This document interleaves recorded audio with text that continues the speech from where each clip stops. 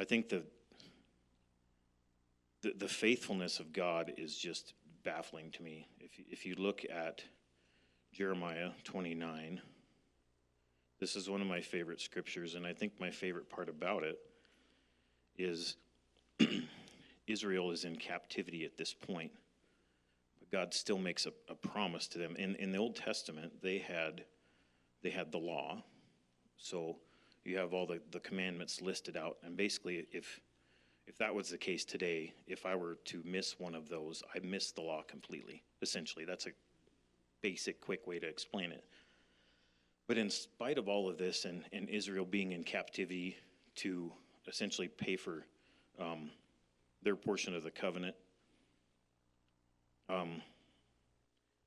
verse 11, it says, "For I know the plans I have for you, declares the Lord, plans to prosper you and not to harm you, to give you a future, a future and a hope. Then you will call upon me and come and pray to me, and I will listen to you."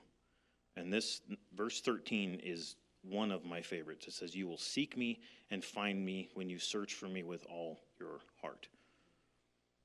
And God takes me back into David's story a lot, because in the Old Testament,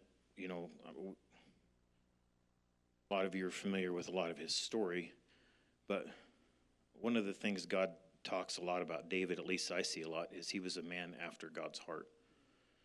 And that even though he lived under the law, when he made a mistake, his heart was to get right with God. That's what God wanted, and he's saying the same thing here, and it hasn't changed. It's still the same today. No matter where you're at in your life, all God wants you to do is take your heart and turn it towards him a little more.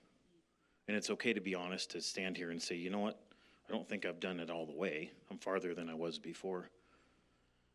But that's what trust is to me. Do I trust him enough to do this? There's a part of this that's uncomfortable in a way.